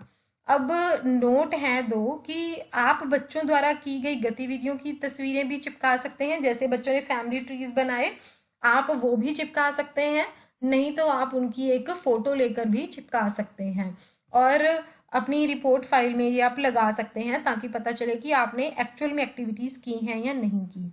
उसके बाद कि आप जो भी बच्चों को एक्टिविटीज़ करवा रहे हैं, जब बच्चे वो एक्टिविटी कर रहे हैं आप उनकी भी पिक्चर्स को क्लिक कर सकते हैं। यहाँ आपका थर्ड फेज भी ख़त्म होता है आज। इसी तरह से आप सबने बाकी के दिनों की रिपोर्ट बनानी है। थर्ड फेज में जो 5 वर्किंग डेज हमने लेने हैं, आपने 5 वर्किंग डेज की रिपोर्ट ऐसे ही बनानी है 2 फॉर्म्स में, जनरल रिपोर्ट और रिपोर्ट ऑफ एक्टिविटी सेशंस में। ये सिर्फ आपको थर्ड फेज में करना है। ये जो हमने नोट लिखे हुए हैं ये ऑप्शनल हैं। अगर किसी बच्चे ने कोई फोटोज अभी तक क्लिक की हुई हैं तो वो लगा सकते हैं, नहीं तो जो बाकी बच्चे काम कर रहे हैं अभी वो साथ में फोटोज क्लिक कर भी सकते हैं। अब हम एक बार रिवीजन कर लेते हैं फेज 1, फेज 2 एंड फेज 3 की। फेज 1 को हम ऑब्जर्वेशन टाइम भी कहते हैं, निरीक्षण समय। ये 5 वर्किंग डेज का होता है। फेज 1 में हमें नर्सरी स्कूल या प्री स्कूल में जाके 5 वर्किंग डेज के लिए काम करना पड़ता है। क्या काम करना पड़ता है कि हमें एक गाइड का निरीक्षण करना होता है, जहाँ वहाँ पे जो गाइड और टीचर होता है जो कि बच्चों को ट्रेनिंग दे रहा होता है, प्री स्कूलर्स को, उनको जो भी वो वहाँ पे ट्रेनिंग दे रहे हैं उनको वहाँ पे जाके हमें ऑब्जर्व करना है। और ऑब्जर्व करते हुए हमें एक ब्रीफ नोट्स, शॉर्ट नोट्स, संक्षिप्त नोट्स बनाने हैं और बाकी का अपने दिमाग में रखना है। और इसका एक एग्जाम्पल DEC अंग्रेजी प्रोजेक्ट मैनुअल के पेज नंबर 21 और हिंदी में पेज नंबर 21 पर ही दिया हुआ है। और उसके बाद जब हमने ऑब्जर्वेशन की और हमने नोट्स बना लिए, ब्रीफ नोट्स, शॉर्ट नोट्स बना लिए, तो उसके बाद हमने ब्रीफ नोट्स के बेसिस पर ही हमने रिपोर्ट राइटिंग करनी है। वो रिपोर्ट राइटिंग आपको सेम डे ही करनी है। और जो रिपोर्ट राइटिंग फेज 1 के लिए आपने करनी है उसकी एक एग्जांपल DEC 4 के DECE इंग्लिश प्रोजेक्ट मैनुअल के 22 to 32 नंबर पेज पे दी हुई है और हिंदी के मैनुअल में ये 27 to 31 नंबर पेज पर दी हुई है। इसके बाद जब आपने रिपोर्ट को कंप्लीट कर लिया ब्रीफ नोट से, तो उसके बाद आपको क्या करना है, उसको गाइड को सबमिट करना है फॉर इवेल्युएशन। आपको जो भी कोई रिपोर्ट लिखनी है वो सेम डे घर जाके लिखिएगा, नहीं तो आपको बाद में भूल जाएगा कि उस दिन आपने क्या ऑब्जर्व किया था और गाइड के लिए भी इवेल्युएट करना थोड़ा मुश्किल हो जाएगा। फर्स्ट फेज कंप्लीट होने के बाद आपको सेकंड फेज की तैयारी करने के लिए 2 दिन दिए जाते हैं जो कि ऑप्शनल होते हैं। अगर कई स्टूडेंट्स सेकंड फेज साथ में स्टार्ट करना चाहते हैं तो वो कंटिन्यू भी स्टार्ट कर सकते हैं। ये 2 दिन ऑप्शनल इसलिए दिए जाते हैं प्रेपरेशन के लिए क्योंकि बहुत सारे स्टूडेंट्स नए होते हैं और उनको प्रेपरेशन के लिए टाइम चाहिए होता है। अगला है revision process of phase 2। Phase 2 की रिवीजन हम कैसे करेंगे? फेज 2 को कौन सा फेज कहते हैं? जब हमें बच्चों के साथ एक्टिविटी सेशन करना होता है। ये जो समा है ये 20 वर्किंग डेज का होता है। 20 वर्किंग डेज को हम 10 वर्किंग डेज में डिवाइड कर लेंगे। जो पहले के 10 दिन हैं उन दिनों में हम एक दिन में एक गतिविधि करवाएंगे जो कि लगभग 25 से 30 मिनट की होगी, और जो बाकी के बचे हुए 10 दिन हैं उनमें हम एक दिन में 2 एक्टिविटीज करवाएंगे जो कि 1 घंटे की हो सकती हैं। इसके बाद हमें जो एक्टिविटी प्लान्स बनाने हैं वो कैसे बनाने हैं, जैसे कि जो गतिविधि हमें जो एक दिन में एक गतिविधि करवानी है उसकी एग्जाम्पल हमें इंग्लिश के प्रोजेक्ट मैनुअल में पेज नंबर 41 to 42 पर दी हुई है और हम इसको पहले भी वीडियो में एक्सप्लेन कर चुके हैं, और हिंदी के मैनुअल में ये 40 to 41 नंबर पेज पर दी हुई है। जो एक्टिविटी हमें एक दिन में 2 कंडक्ट करनी है उसकी भी एक एग्जाम्पल दी हुई है। इंग्लिश के मैनुअल में पेज नंबर 39 to 40 पर दी हुई है और हिंदी के प्रोजेक्ट मैनुअल में भी ये 39 to 40 नंबर पेज पर दी हुई है। अब आपने एक्टिविटी प्लान को लिखना है। ये एक्टिविटी प्लान जो है वो फ्यूचर टेंस में लिखा जाएगा क्योंकि एक्टिविटी आपको अभी प्लान करनी है कि आप इसमें आगे क्या करोगे। उसके बाद जो आपने एक्टिविटी प्लान बना लिया, अब उसके बाद आप उसको गाइड के साथ डिस्कस करोगे। जो गाइड आपको कोई भी सुझाव देता है उसको आप इसमें इंक्लूड करोगे और गाइड से उसका अप्रूवल मांगोगे। अब जो भी कोई गाइड ने उसमें संशोधन करने के लिए कहा है, यानी कि मॉडिफिकेशंस करने के लिए कहा है आपके एक्टिविटी प्लान में, वो आप एक नए पेज पे लिखोगे। अगर ज़्यादा चेंजेस हैं तो आप एक नए एक्टिविटी प्लान बनाओगे, अगर कम चेंजेस हैं तो आप उसमें भी चेंजेस कर सकते हैं। और फिर आपको रिपोर्ट में जो पुराने वाला एक्टिविटी प्लान था और जो आपने बाद में नया लिखा है वो दोनों ही उसमें लगाने हैं। उसके बाद आपको बच्चों के साथ एक्टिविटी सेशन को ऑर्गेनाइज करना है, बच्चों के साथ एक्टिविटी सेशन का आयोजन करना है। उसके बाद जब आप एक्टिविटी कर चुके हो बच्चों के साथ, फिर आपको गाइड के पास जाना है और उनसे डिस्कस करना है कि आप मुझे फीडबैक दो कि मैंने आज की एक्टिविटी कैसे करवाई है। एक्टिविटी जब हो गई है, हमने पहले एक्टिविटी प्लान की, प्लान करने के बाद हमें उसको गाइड को दिखाया और फाइनल अप्रूवल होने के बाद हमने बच्चों के साथ वो स्कूल में एक्टिविटी आयोजन की। फिर हमने उसके बाद अब रिपोर्ट राइटिंग करनी है। रिपोर्ट राइटिंग कैसे करनी है? जैसे कि जो हम एक दिन में एक एक्टिविटी कर रहे थे उसकी रिपोर्ट राइटिंग की एक एग्जाम्पल आपको इंग्लिश प्रोजेक्ट मैनुअल जो DECE 4 का दिया हुआ है उसमें पेज नंबर 46 to 49 पर दी हुई है, जो कि हम पहले डिस्कस कर चुके हैं। आपको याद होगा ये प्लांट्स और जर्मिनेशन पे था प्रोजेक्ट, और हिंदी के मैनुअल में ये 43 to 44 पेज नंबर पर दिया हुआ है। अब जो हमने एक दिन में 2 एक्टिविटीज करनी थी उसकी भी हमें रिपोर्ट राइटिंग करनी है। वो कैसे करनी है उसकी एक एग्जाम्पल आपको 43 to 45 नंबर पेज पर इंग्लिश प्रोजेक्ट मैनुअल में दी हुई है और हिंदी प्रोजेक्ट मैनुअल में आपको वो 42 to 43 पेज नंबर पर दी हुई है। इसके बाद एक्टिविटी रिपोर्ट जब आपने लिख ली है, जो आपने एक्टिविटी करवाई उसकी रिपोर्ट लिख ली है, इनका कहना है कि जो भी आप रिपोर्ट लिख रहे हो वो आप सेम डे लिखोगे जैसे कि हमने पहले डिस्कस किया था, नहीं तो बाद में आपको वो चीज़ें याद नहीं करे रहेंगी और आपको अगले दिन ही वो गाइड को मूल्यांकन के लिए सबमिट करनी है। जब सेकंड फेज कंप्लीट हो जाएगा तो उसके बाद आपको 3 दिन का समय दिया जाएगा फेज 3 की तैयारी करने के लिए। ये भी 3 दिन ऑप्शनल होते हैं। अगर आप सेकंड फेज में ही 3rd फेज की तैयारी भी कर रहे हो तो आप लोग उसको कंटिन्यू भी कर सकते हो। जैसे कि हमने एक्टिविटी प्लान की यहाँ बात की थी, एक्टिविटी प्लान हम एक बार डिस्कस कर लेते हैं कि हमने क्या किया था। जैसे कि हमने सेकंड फेज की वीडियो में किया था कि एक्टिविटी प्लान में सबसे पहले हमें एक थीम लेना है कि हमें कौन से थीम पे एक्टिविटी करनी है, और ये लिखना है कि हमें एक दिन में कितनी एक्टिविटीज करनी है, एक एक्टिविटी या दो एक्टिविटी। उसके बाद हमें दोनों एक्टिविटीज के, अगर हमने दो एक्टिविटीज करनी है तो दोनों का हमें लक्ष्य लिखना पड़ेगा, यानी कि उद्देश्य लिखना पड़ेगा कि हमने वो एक्टिविटीज क्यों करनी है। और उसके बाद हमें उसका कंटेंट लिखना पड़ेगा, जिसमें हमें ये लिखना पड़ेगा कि आप वो एक्टिविटी को करवाने के लिए क्या करोगे, क्या करवाओगे आप उस एक्टिविटी में। जैसे कि आप कोई स्टोरी सुना रहे हो तो आप उसमें एक्सप्लेन करोगे कि आप इस चीज़ पर स्टोरी सुनाओगे। उसके बाद आपको वो लिखना है जो आपने स्टोरी सुनाने के लिए मटेरियल यूज़ करना है। जैसे कि आप कोई पिक्चर बुक यूज़ कर रहे हो या फ्लैश कार्ड्स यूज़ कर रहे हो, या कोई ब्लैक बोर्ड पे कोई ड्राइंग करके कर रहे हो, वो आपको एक्सप्लेन करना है। ये एक्टिविटी प्लान भी फ्यूचर टेंस में जाएगा, पर जो आपकी रिपोर्ट राइटिंग है वो पास्ट टेंस में जाएगी। इसके बाद हमारा है थर्ड फेज। इसका रिवीजन प्रोसेस, थर्ड फेज हमने आज ही डिस्कस किया है, इसका भी एक बार रिवीजन कर लेते हैं। थर्ड फेज को क्या कहते हैं कि बच्चों के आगमन से लेकर प्रस्थान के समय तक का पूरा ध्यान रखना। मतलब कि जब बच्चे स्कूल में आ गए तब से लेकर उनके जाने तक आपको ही पूरा उनका ध्यान रखना होगा। मतलब कि आज आप खुद वहां पे सारे बच्चों को संभालोगे। ये हमें 5 वर्किंग डेज के लिए करना है। उसके लिए पहले हमें क्या करना है, हमें 5 दिन के लिए एक पाठ्यक्रम तैयार कर लेना है।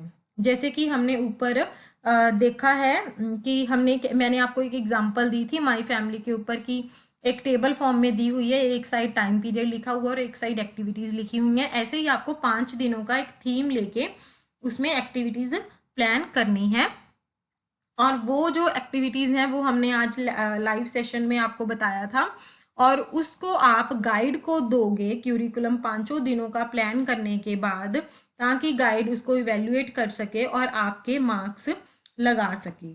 आप ये बात याद रखिएगा कि जो भी आप एक्टिविटी प्लान कर रहे हैं या क्यूरिकुलम लिख रहे हैं या रिपोर्ट राइटिंग लिख रहे हैं, उस हर चीज के आपको हर दिन अलग अलग मार्क्स मिलेंगे। वो भी आपको आगे बताया जाएगा कि किस एक्टिविटी के कितने मार्क्स हैं, जो कि गाइड आपको देगा। इसके बाद हमने क्या करना है कि अब हमने क्यूरिकुलम लिख लिया और गाइड ने हमें उस पर अप्रूवल दे दिया। क्यूरिकुलम लिखने के बाद हमें ये प्लान करना है कि हमें कौन कौन सी एक्टिविटीज उसमें करवानी है। जैसे कि मैंने स्टोरी टेलिंग का लिखा था कि माई फैमिली में आप करवाओगे, और कौन सी स्टोरी करवाओगे, कैसे करवाओगे, ये भी मैंने आपको एक्टिविटी प्लान ऊपर बताया है कि पहले उसका थीम लिखना है, फिर कितनी एक्टिविटीज करवानी है एक दिन में, और उसके गोल्स, उसका कंटेंट और कौन सा मटेरियल आप यूज करोगे। फिर उसके बाद जो भी कोई एक्टिविटी प्लान आपने लिख लिया एक बार, उसको आप गाइड के साथ डिस्कस करोगे। जो भी कोई गाइड सजेशंस देगा उसको आप उसमें इंक्लूड करोगे। इंक्लूड करने के बाद अगर आपको लगता है कि ये ज़्यादा मॉडिफिकेशंस हैं तो आप एक्टिविटी प्लान को नई शीट्स पे लिख लोगे। अगर आपको लगता है कि इतना चेंजेस ज़्यादा नहीं है तो आप उसमें भी चेंजेस कर सकते हो, और उसको प्रोजेक्ट फाइल में हमें लगाना है दोनों को, जो आपने नई एक्टिविटी प्लान की है और जो मॉडिफाई करने से पहले की एक्टिविटी थी। उसके बाद हमें बच्चों के साथ, अब प्लानिंग हमारी हो गई, उसके बाद हमें बच्चों के साथ उन एक्टिविटीज़ पर कैसे काम करना है। और बच्चों के साथ काम करने के बाद आपको हर दिन के एंड में गाइड से फीडबैक लेना है कि उन्होंने आज कैसे हैंडल किया बच्चों को, और कौन कौन सी एक्टिविटीज़ कैसे करवाई हैं। अगर आपको गाइड कोई सजेशंस देता है तो आपको नेक्स्ट डे की एक्टिविटी उन बातों को ध्यान में रखकर ही करनी चाहिए। अब हमने एक्टिविटीज़ कर ली, उसके बाद हमें रिपोर्ट राइटिंग करनी है। रिपोर्ट राइटिंग कहते सेम डे ही कर लेनी है, जैसे मैंने पहले आपको बताया है ऊपर। और इसकी रिपोर्ट राइटिंग हमें 2 तरीकों में करनी है। स्पेशली पर्टिकुलरली फेज 1 की जो रिपोर्ट राइटिंग है वो हम 2 पार्ट्स में करेंगे। पहली है सामान्य रिपोर्ट, दूसरी है गतिविधि सत्रों की रिपोर्ट। मैंने आपको अभी थोड़ी देर पहले ही फेज 3 की सामान्य रिपोर्ट की एक एग्जाम्पल भी लिखकर बताई थी, और गतिविधि सत्रों की एक एग्जाम्पल लिखकर बताई थी। सामान्य रिपोर्ट में हमें क्या लिखना है, इसमें हमें ज़्यादा डिटेल में नहीं लिखना है, सिर्फ यही लिखना है कि आपने पूरे दिन बच्चों को कैसे संभाला, उन जैसे कि उनके आने का टाइम, उनके जाने का टाइम, खाने का टाइम, टॉयलेटिंग टाइम और उनके हाथ मुंह धोने का टाइम, ये सारा कुछ इसमें डिस्कस करना है। और गतिविधि सत्रों की रिपोर्ट में हमें क्या करना है, इसमें हमने जो भी कोई एक्टिविटीज़ कंडक्ट करवाई हैं उसको हमने डिटेल में लिखना है। जैसे कि मैंने आपको एक एग्जांपल ऊपर बताई थी, जैसे कि हमने आज माई फैमिली एक थीम चूज़ किया था, उसमें हमने एक्टिविटीज़ करवाई थी स्टोरी टेलिंग की और सॉन्ग्स एंड राइम्स की करवाई थी और एक फैमिली ट्री बनवाया था। उसमें एग्जाम्पल में मैंने आपने देखा होगा कि आपको थोड़ा डिटेल में बताया। और रिपोर्ट लिखने के बाद आपको अगले दिन गाइड को वो रिपोर्ट इवैल्यूएशन के लिए देनी होगी, ताकि गाइड आपकी इवैल्यूएशन कर सके और आपके मार्क्स लगा सके। जैसे कि आप सब पूछ रहे थे कि प्रोजेक्ट फाइल कैसे बनानी है, तो आपको एक वीडियो के माध्यम से ये समझाया जा रहा है कि प्रोजेक्ट फाइल कैसे बनानी है, ताकि आप सबको समझने में कोई परेशानी ना हो। और आपके मैनुअल में भी ये प्रोसीजर लिखा हुआ है, प्लीज़ आप वही फॉलो करें जो आपके मैनुअल में लिखा हुआ है। ये मैंने आपको एक शॉर्ट फॉर्म में निकाल के बता रही हूँ कि कौन कौन सी चीज़ें प्रोजेक्ट फाइल में लिखनी है आपको। जब भी आप प्रोजेक्ट फाइल फाइनल कर रहे हैं तो आप ये पॉइंट्स नोट कर लें, देख लें अपनी फाइल में कि आपने ये सारी चीज़ें उसके अंडर लगा दी हैं। सबसे पहले है पेज फर्स्ट पेज। आप सब पूछ रहे थे कि फर्स्ट पेज और सेकंड पेज कैसा होगा, इसका नमूना भी आपको आगे दिखाया जाएगा कि फर्स्ट पेज में आपको कैसे लिखना है ये सब और सेकंड पेज में कैसे लिखना है। फर्स्ट पेज में आपको लिखना है अपना नाम, आपका enrolment number, date of submission of your project file and statement for submission और सिग्नेचर। ये स्टेटमेंट फॉर सबमिशन आपको एक फोटो के ज़रिए दिखा दी जाएगी कि ये स्टेटमेंट कैसे लिखनी है। और उसके बाद आपको school of continuing education IGNOU के हस्ताक्षर लेने हैं। और सेकंड पेज में आपको इंडेक्स बनाना है। आपको इंडेक्स का भी एक फॉर्मेट मैं दे दूंगी, नीचे मैंने ड्रॉ किया है, पर आप वो फ्लेक्सिबल है, आप जैसे चाहें उसको मॉडिफाई अपने हिसाब से भी कर सकते हैं। इसके बाद हमने क्या लिखना है, जब हमारा फर्स्ट पेज और सेकंड पेज बन गया, इसके बाद हमने फेज़ 1, फेज़ 2 और फेज़ 3 ये तीनों डेज का जो भी आपने कोई काम करना है वो सारा लिखना है। जैसे कि फेज़ 1 5 वर्किंग डेज का है, फेज़ 2 20 वर्किंग डेज का है, फेज़ 3 5 वर्किंग डेज का है। फेज़ 1 में हम क्या करते हैं कि 5 दिन के लिए हम गाइड को ऑब्जर्व करते हैं, गाइड का हम निरीक्षण करते हैं। और फेज़ 2 में हम क्या करते हैं कि 20 वर्किंग डेज को 2 हिस्सों में डिवाइड कर लेते हैं। 10-10 वर्किंग डेज, जो पहले 10 दिन हैं उसमें हम एक दिन में एक एक्टिविटी करवाते हैं जो कि 25 to 30 मिनट्स की होती है। और जो पिछले 10 दिन होते हैं उसमें हम एक दिन में 2 एक्टिविटीज़ करवाते हैं जो कि कम से कम 1 घंटे की होती है। और फेज़ 3 में क्या है, 5 वर्किंग डेज होते हैं, इसमें आपको पूरे दिन का चार्ज नर्सरी स्कूल का दे दिया जाता है। अब फेज़ 1 में आप कैसे रिपोर्ट को फाइल में लगाना है, सबसे पहले आप लिखेंगे एक पेज पे फेज़ 1, उसके नीचे लिखेंगे डे 1 और उसके नीचे लिखेंगे कि रिपोर्ट राइटिंग, कि आप क्या कर रहे हैं, फेज़ 1 की डे 1 की रिपोर्ट राइटिंग। ठीक है, फिर आप उसके बाद लिखेंगे जो भी आपने ऑब्जर्वेशन करते हुए शॉर्ट नोट्स बनाए थे, जो कि हमने आपको एक एग्जांपल दिखाई थी, आपके मैनुअल के पेज नंबर भी आपको ऊपर दे दिए हैं। ऐसे ही ब्रीफ नोट्स आप 5 दिनों के लिए बनाओगे। जबकि आप 5 दिनों के लिए एक गाइड को ऑब्जर्व करोगे तो हर दिन के नोट्स जो हैं वो अलग होंगे और 5 दिनों के आप नोट्स बनाओगे जो कि आपकी रिपोर्ट फाइल में लगने हैं। उसके बाद जो आपने एक शॉर्ट नोट्स बनाए हैं गाइड को ऑब्जर्व करते हुए, उसको आप इलेबोरेट करके उसकी रिपोर्ट राइटिंग करोगे। जो भी आपने ऑब्जर्वेशन की है, निरीक्षण किया था, उसको आप डिटेल में लिखोगे। वो भी 5 वर्किंग दिनों का अलग अलग लिखना है। जैसे पहले दिन का अलग लिखना है और दूसरे दिन का अगली शीट पे, तीसरे दिन का अगली शीट पे, चौथे दिन का अगली शीट पे और पांचवें दिन का अगली शीट पे लिखना है। जैसे कि हमने रिपोर्ट राइटिंग फेज 1 में देखा था कि उसके 2 कॉलम्स बनने हैं, एक साइड ऑब्जर्वेशन का कॉलम और दूसरी साइड एनालिसिस का कॉलम बनना है। आपको एक एग्जांपल बताई थी फर्स्ट वीडियो में, वो आप देख लीजिए, नहीं तो आपके मैनुअल के पेजेस में भी वो दी हुई है। उसके बाद आ गया आपका फेज 2।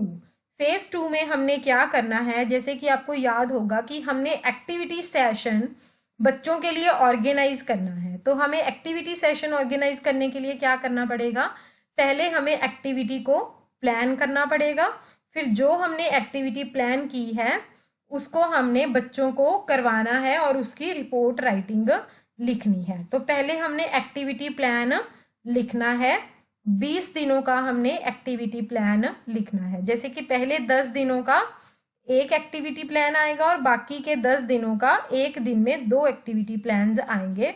ये आप 20 दिनों का भी अलग अलग लिखोगे, जैसे कि पहले दिन का अलग, दूसरे दिन का अलग, तीसरे दिन का अलग। और आपकी मैनुअल की जो आपकी प्रोजेक्ट फाइल होगी उसमें भी आप कैसे लिखोगे, जैसे पहले phase 1 day 1 activity plan and report writing, फिर आप लिखोगे पहले दिन का जो एक्टिविटी प्लान आपने बनाया और रिपोर्ट राइटिंग। फिर उसके बाद आप एक पेज पे लिख दोगे phase 2 day 2 activity plan and report writing, ताकि जो कोई बंदा अगला देखने वाला है, आपका इवेल्युएटर देखने वाला है, उसको पता चल जाए कि अब वो अगर पेज चेंज करेगा तो उसको आगे क्या मिलेगा। फेज 2 का डे 2 का activity plan and report writing मिलेगी।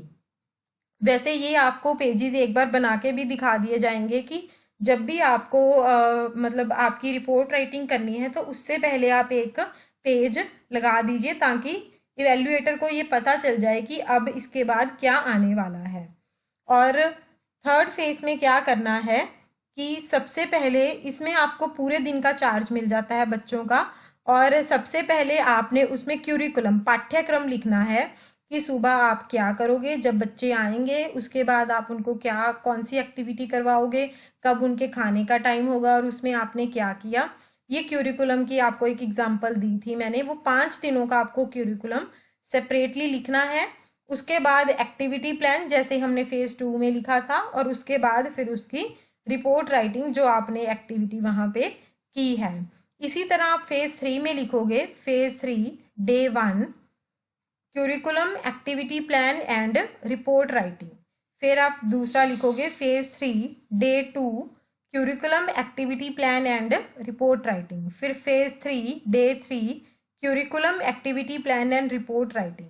ऐसे ही आप ये सारा कुछ लिखोगे। उसके बाद आपको अटैच करना है अनेक्जर 1, जो कि आपके DECE 4 इंग्लिश प्रोजेक्ट मैनुअल में पेज नंबर 83 एंड 84 पर दिया हुआ है। और अनेक्जर 3 में DECE इंग्लिश प्रोजेक्ट मैनुअल भी आपको इंग्लिश प्रोजेक्ट मैनुअल में आपका अनेक्जर 3 पेज नंबर 89 टू 96 पर दिया हुआ है, वो भी आपको इसमें अटैच करना है। और आपको अनेक्जर 6 भी अटैच करना है। अनेक्जर 6 जो है वो सभी स्टूडेंट्स को फिल करने की ज़रूरत नहीं है, सिर्फ ये उन स्टूडेंट्स को फिल करने की ज़रूरत है जैसे कि जो साधारण स्टूडेंट हैं, जो कि किसी स्कूल में जॉब भी नहीं करते हैं और उन्होंने कोई स्कूल मतलब उनके सेंटर ने उनको कोई स्कूल सेलेक्ट करके भी नहीं दिया।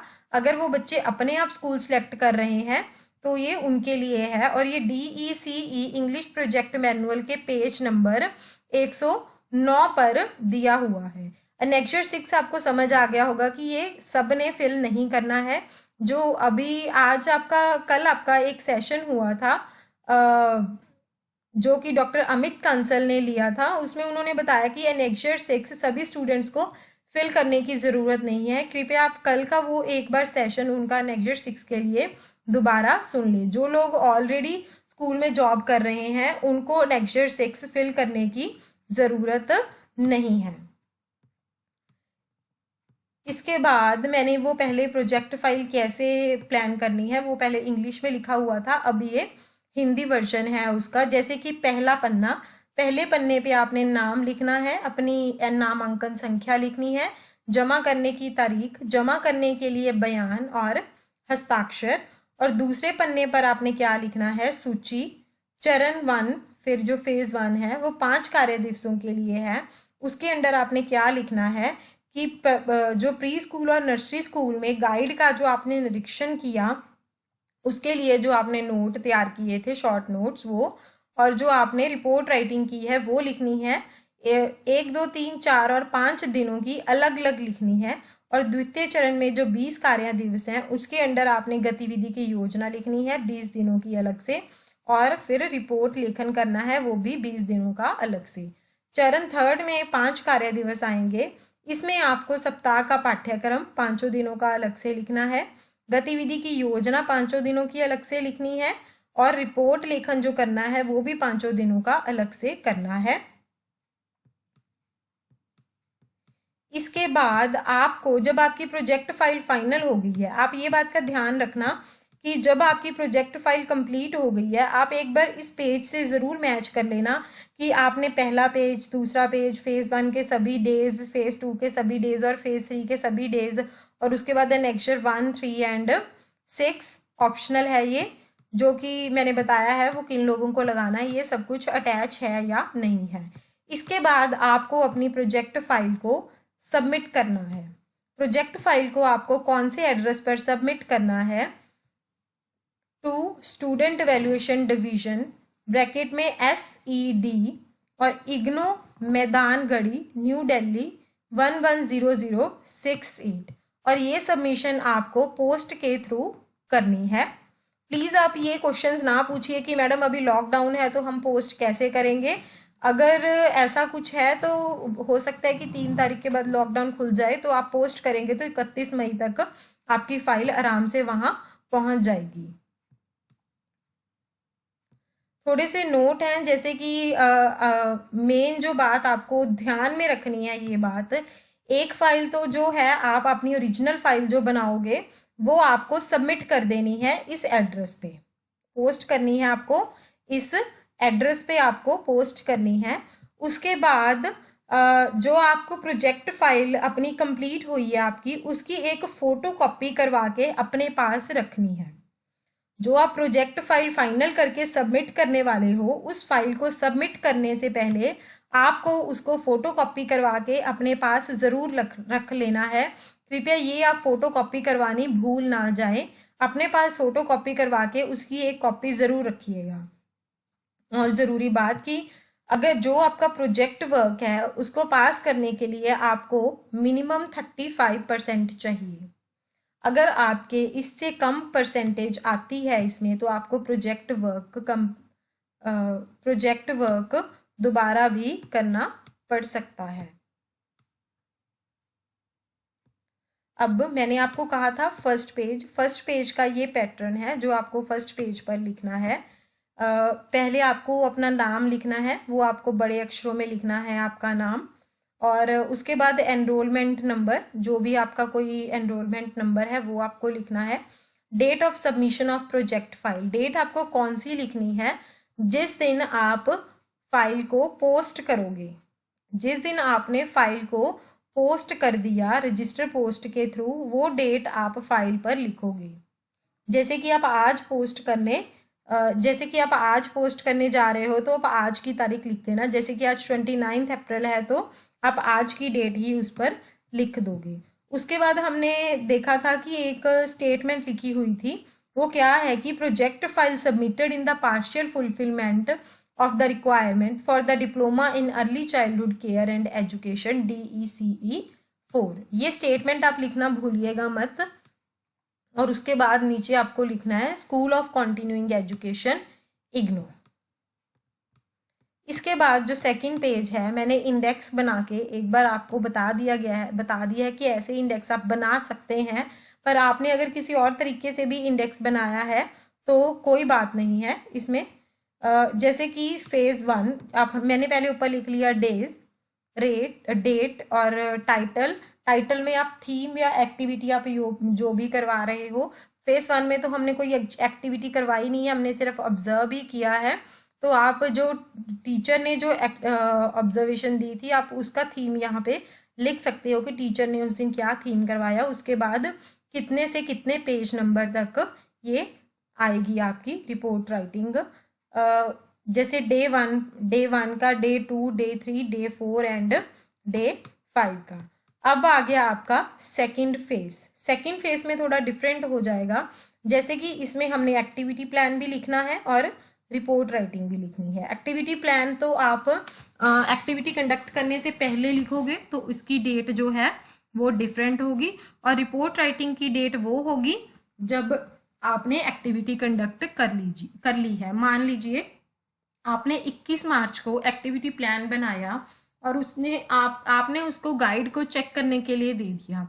आपने 21 मार्च को एक्टिविटी प्लान बनाया, तो इस पे एक्टिविटी प्लान पे कौन सी डेट आएगी, 21 मार्च। और आपने जो एक्टिविटी कंडक्ट की है वो आपने 23 मार्च को कंडक्ट की है, तो आप रिपोर्ट राइटिंग, जब आप अगर 23 को रिपोर्ट लिखते हो तो आप इस पे 23 मार्च लिख दोगे।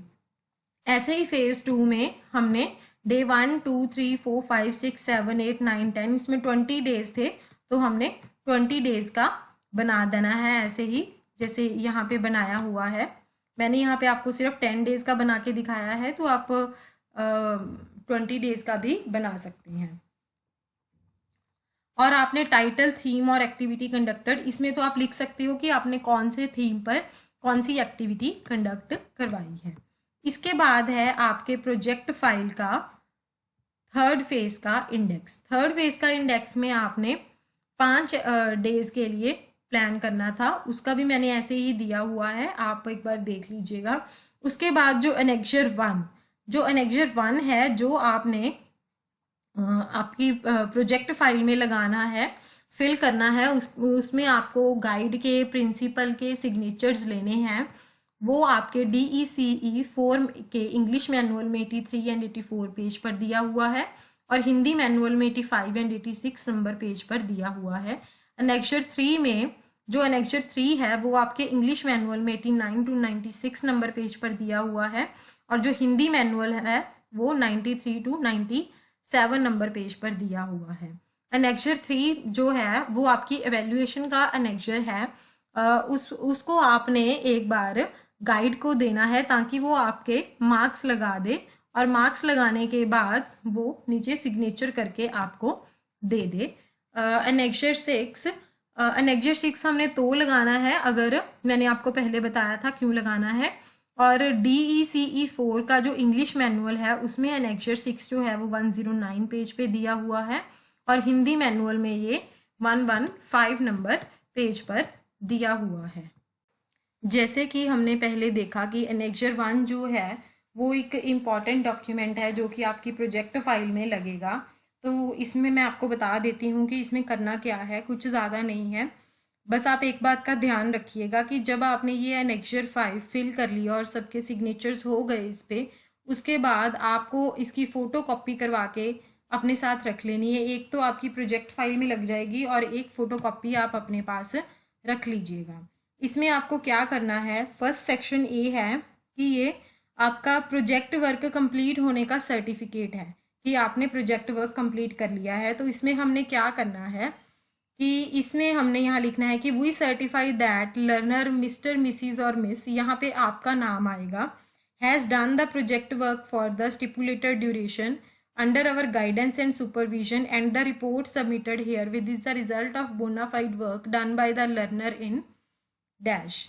कि मतलब यहाँ पे आपका आएगा name of nursery school and place, जैसे कि यहाँ पे लिखा हुआ है कि नर्सरी स्कूल का नाम आएगा और कौन सी जगह पे वो स्कूल है, फ्रॉम डैश टू डैश। यहाँ पे आपका आएगा टाइम पीरियड कि कब आपने स्टार्ट किया, कौन सी डेट से, और कौन सी डेट पर वो आपका ख़त्म हुआ। इसके बाद यहाँ पर आएंगे जो आपका गाइड है उसके सिग्नेचर्स, और उसके बाद यहाँ पर आएगा जो उस स्कूल का प्रिंसिपल है या इंचार्ज है, यहाँ पर आप डेट लिख दीजिएगा जिस दिन उनसे साइन करवाए हैं, और प्लेस भी लिख दीजिएगा। इसके बाद है सेक्शन बी। सेक्शन बी में आपको लिखना है कि जो आपने प्रोजेक्ट वर्क किया है वो कितनी ड्यूरेशन का था, मतलब कि वो कितने दिनों के लिए आपने किया है। ये आप अपने आप फिल कर लोगे। एक बार फिल करने के बाद आपको सिग्नेचर लेने हैं, जैसे कि प्रोजेक्ट वर्क कमेंस्ड ऑन, की आपने प्रोजेक्ट वर्क कौन सी डेट पर शुरू किया। आप डेट लिखोगे यहाँ पे कि कौन सी डेट पर शुरू किया, कमेंस्ड मतलब शुरू करना, और प्रोजेक्ट वर्क एंडेड ऑन कि कौन से दिन आपने प्रोजेक्ट वर्क को ख़त्म किया। और उसके बाद है कि whether the project work was completed with in the 45 working days, कि आपने 45 दिनों के अंदर प्रोजेक्ट वर्क कंप्लीट कर लिया या नहीं, 45 वर्किंग डेज के अंडर प्रोजेक्ट वर्क कंप्लीट कर लिया या नहीं। उसके लिए आप यहाँ येस और नो फिल करोगे। अगर आपको 45 वर्किंग डेज से ज़्यादा की ज़रूरत है तो आप ये यहाँ पे लिखोगे कि आप कौन सा वर्क आप रीशेड्यूल कर रहे हो और कौन सी ड्यूरेशन में, कौन से पीरियड पर, फेज़ वन का कोई पीरियड आप रीशेड्यूल कर रहे हो या 2 का या 3 का, ये सारा आप यहाँ मेंशन करोगे। इसके बाद आपको यहाँ पर भी गाइड के सिग्नेचर लेने हैं और प्रिंसिपल या स्कूल के इंचार्ज के सिग्नेचर लेने हैं, डेट और प्लेस यहाँ पर भी लिखनी है। इतना ही है एनेक्चर 1 में। ये है एनेक्चर 3। जैसे हमने बताया था कि एनेक्चर 1 जो आपको फिल करके उसको बाद उसका फोटो कॉपी करवा के अपने पास रखना है, ऐसे ही एनेक्चर 3 की फोटो कॉपी करवा के आपको अपने पास एक रेफरेंस के लिए रखनी है। इसमें है पहला सेक्शन ए। सेक्शन ए में क्या है कि जिस भी स्कूल में आप अपना प्रोजेक्ट वर्क कर रहे हो वहाँ के टीचर्स के लिए ये इवैल्यूएशन शीट है। हम हर एक प्लान के बाद ये लिखते हैं ना कि आपको गाइड से इवैल्यूएट करवाना होगा, तो जो गाइड इवैल्यूएट करेगा वो इस शीट पे इवैल्यूएट करेगा। जैसे कि फर्स्ट फेज में 5 वर्किंग डेज के लिए हमें ऑब्जर्व करना था। अब उसका क्या है कि 5 वर्किंग डेज, ये 1 2 3 4 5 वर्किंग डेज के लिए जो आपकी पहली रिपोर्ट थी, दूसरी, तीसरी, 4th एंड 5th रिपोर्ट थी, उसके लिए आपको पहली रिपोर्ट में कितने मार्क्स मिले आउट ऑफ 10, दूसरे में आउट ऑफ 10 कितने मिले, तीसरे में 10 में से कितने मिले, 4th में से 10 में से कितने मिले और 5th में 10 में से कितने मिले। मतलब कि आपको टोटल 50 में से कितने मार्क्स मिले। ये आपका जो दिल्ली की ऑब्जर्वेशन रिपोर्ट होगी वो एक दिन की 10 मार्क्स की होगी और टोटल यहाँ पे 50 मार्क्स आ जाएंगे कि 50 में से आपको फर्स्ट फेज में कितने मार्क्स मिले हैं। उसके बाद मार्क्स जो है आपको सेकंड फेज में लर्नर ने कैसे किए। अब इसमें आपको कैसे मार्क्स लेने हैं, जो सेकंड फेज था उसमें हमारी टोटल एक्टिविटी सेशंस कितने थे, टोटल हमारे एक्टिविटी सेशंस थे उसमें 30। हमने 30 किए थे, पहले 10 दिनों के लिए 10 और पिछले 10 दिनों के लिए 20 एक्टिविटी सेशंस किए थे। तो हमारे सेकंड फेज में एक्टिविटी सेशंस हुए 10, यहाँ पे काउंटिंग लिखी हुई है 30 तक। और यहाँ पे है एक्टिविटी प्लान कि जो आप एक्टिविटी करवाओगे, वो जो आपने एक्टिविटी प्लान की है उसमें से आपको कितने मार्क्स मिलने चाहिए डेली बेसिस पे, पहले, दूसरे, तीसरे, चौथे, पाँचवें, 6वें, 7वें, 8वें, 9वें, 10वें, ऐसे ही 30 दिनों तक आपने जो भी कोई एक्टिविटी प्लान की है उसके आपको कितने मार्क्स मिलने हैं। ये भी आपको डेली बेसिस पे आउट ऑफ 10 ही मिलेंगे। 10 में से आपको एक्टिविटी प्लान के लिए कितने मार्क्स, जैसे 7, 8, 9 जितने भी मिलने होंगे। नेक्स्ट है कैरिंग आउट द एक्टिविटी और एक्टिविटीज। जो भी आपने एक्टिविटी प्लान की है अब उसको आप कैरी आउट करोगे जब, तो वो कैरी आउट के भी आपको अलग से मार्क्स मिलेंगे, वो भी 30 दिनों के लिए ही मिलेंगे, वो भी आपको आउट ऑफ 10 मिलेंगे। अब 10 ये हो गए 20। और इसके बाद है रिपोर्ट राइटिंग। जो आप रिपोर्ट राइटिंग करोगे वो भी 10 में से ही आपको मार्क्स मिलेंगे। इसका मतलब ये हुआ कि डेली आपको 30 में से कितने मार्क्स मिलेंगे। मान लो आपको 30 में से फर्स्ट डे मिल गए 25 और सेकंड में मिल गए 25, ऐसे ही आपको 30 दिनों के लिए 30 में से कितने कितने मार्क्स मिलते हैं। तो आपका टोटल यहाँ पे 30 दिनों के बाद एंड में ये हो जाएगा कि 900 में से, टोटल 900 में से आपको कितने मार्क्स मिलेंगे। फर्स्ट फेज में आपके 5 दिन थे तो 50 में से कितने मार्क्स मिलेंगे, और इसमें ये होगा कि 900 में से आपको कितने मार्क्स मिलेंगे, क्योंकि हमने एक दिन में एक्टिविटी प्लान के भी मार्क्स देखने हैं और कैरिंग आउट एक्टिविटी के भी देखने हैं हमें मार्क्स और रिपोर्ट के भी देखने हैं। तो ये एक दिन के 30 मार्क्स हो गए। टोटल ये 30 दिनों तक 900 मार्क्स हो जाएंगे आपके।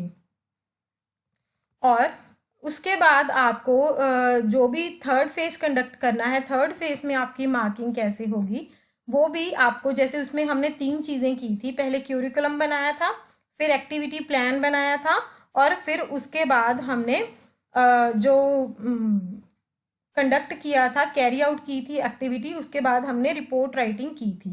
पहले हो गया क्यूरिकुलम। 5 दिनों के लिए जो आपने क्यूरिकुलम बनाया उसको भी आप डेली 10-10 मार्क्स में से आपको मिलेंगे। जैसे कि यहाँ पे टोटल 50 में से आपको कितने मार्क्स मिलेंगे, ये डेली बेसिस पे असेसमेंट होनी चाहिए आपकी।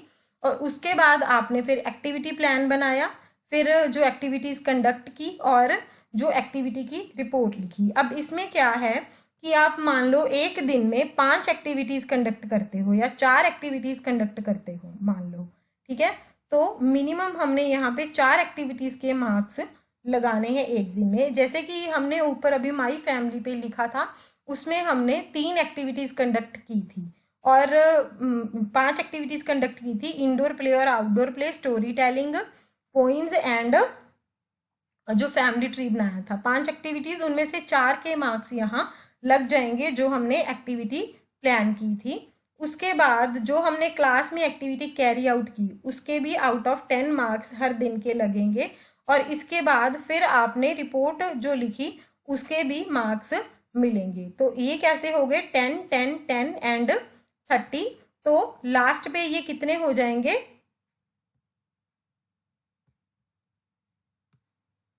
4 दिनों के आपके 120 हो जाएंगे, 30 30 30 एंड 30। फिर दूसरे दिन के भी आपके 120 हो जाएंगे, तीसरे के भी 120 हो जाएंगे, और ये हो गए 360। और फोर्थ और फिफ्थ को मिला के भी ये 600 हो जाएंगे। और फिर इसके बाद उनकी कैलकुलेशन कैसे करनी है कि आपने थर्ड फेज में टोटल आपको कितने मार्क्स मिले। जैसे कि यहाँ पर आपको कितने मार्क्स मिले हैं 600 में से, और ऊपर आपको 50 में से कितने मार्क्स मिले हैं, यहाँ आपको 50 में से कितने मार्क्स मिले हैं, मतलब टोटल आपको 650 में से कितने मार्क्स मिले हैं वो हम यहाँ पे लिखेंगे कि 50 प्लस 600 में से 650 में से आपको यहाँ पर कितने मार्क्स मिले हैं वो लिखने हैं। और total marks obtained by the learner for the project work कितने, पहले फेज में आपको कितने मार्क्स मिले हैं 50 में से, दूसरे फेज में 900 में से आपको कितने मार्क्स मिले हैं, और थर्ड फेज में आपको 650 में से कितने मार्क्स मिले हैं, उनका टोटल आ जाएगा यहाँ पर। और डिवाइडेड बाय कैसे आएगा कि आपको किसमें से कितने मार्क्स मिले हैं, 50 प्लस 900 प्लस 650, उसमें से कितने मार्क्स मिले हैं। उसके बाद जो आपका गाइड और प्रिंसिपल है उसके पास सिर्फ 70% की वेटेज होती है, मतलब कि जो आपके 70 मार्क्स हैं वो गाइड और प्रिंसिपल के हाथ में है, और जो 30 मार्क्स हैं वो आपके इग्नो के पैनल ऑफ एक्सपर्ट्स के पास है। अब हमें इसके 70% के अकॉर्डिंगली ग्रेडिंग करनी है। तो आप कैसे करोगे, ये आपकी एक्स हो गई जितने मार्क्स आपने गेन किए, और ये आपकी वाई हो गई कि कितने में से आपने मार्क्स गेन किए इनटू 70। ये आपके फाइनल मार्क्स आ गए कि आपके ग्रेड कार्ड में लगेंगे। और इसके बाद जो आपका गाइड होगा उसको यहाँ पर 200 से 400 वर्ड्स लिखने पड़ेंगे। अगर कोई एडिशनल शीट अटैच करनी है तो वो कर सकते हैं कि आपने इतने दिनों में जो प्रोजेक्ट वर्क कंडक्ट किया उस पर वो कमेंट्स ज़रूर ऐड करें। इसके बाद है evaluation sheet for use by the expert for evaluating the project file. इसके बाद ये फाइल आपकी जब आप इग्नो को पोस्ट कर दोगे तो उसके बाद जो आपके एक्सपर्ट्स हैं वो आपकी इवेल्युएशन करेंगे। ये उनकी मार्कशीट है जैसे वो इवेल्युएट करेंगे। गाइड वाली आपको इसीलिए समझा दी ताकि आप जिसके अंडर अपनी ट्रेनिंग करोगे तो आप उसको बता सकते हो कि वो डेली कैसे आपको 10 में से मार्क्स देने हैं। और थर्ड फेज में आप जितनी एक्टिविटीज़ पूरे दिन में करवाओगे कम से कम आपको 4 या 5 एक्टिविटीज़ एक दिन में करवानी है, और वो डेली बेसिस पे उस एक्टिविटीज़ में पर एक्टिविटी 10 में से आपको मार्क्स देंगे। और ऐसे ही जो पैनल ऑफ एक्सपर्ट है ये भी आपको आउट ऑफ 10 में से मार्क्स देंगे हर किसी में, और ये फिर यहाँ पे इसको 30 से मल्टीप्लाई करके आपकी ग्रेड कार्ड बन जाएगी। और ऐसे ही जो आपको नीचे लिखा जाएगा कि आपको 70 में से कितने मार्क्स मिले और 30 में से कितने मार्क्स मिले और आपका टोटल कितना हो गया, और फिर यहाँ पे जो पैनल ऑफ एक्सपर्ट्स होंगे उनके सिग्नेचर हो जाएंगे। ये आपको पेज नंबर पहले ही बता दिया गया था कि किस पर लिखा हुआ है। प्लीज़ आप ये एनेक्जर 1 एंड एनेक्जर 3 फाइल में लगाना ना भूलिएगा, और आप जब ये फिल हो गए हों, इग्नो को फाइल भेजने से पहले आप इनकी फोटोकॉपी अपने पास रख लें। आज आपका diploma of early childhood care के परियोजना कार्य का लास्ट लाइव सेशन था। मैं उम्मीद करती हूँ कि आप सबको ये समझ में आया होगा कि हमने परियोजना कार्य कैसे बनाना है और इसकी प्रोजेक्ट रिपोर्ट की फाइल को कैसे तैयार करना है। आप सबने अपने कार्यकाल से कीमती समय निकालकर हमारे इस लाइव सेशन को सुना। मैं अपनी और इग्नो स्टडी सेंटर 2281 निर्माण कैंपस सुनाम की ओर से आप सभी का धन्यवाद करती हूँ। जय हिंद।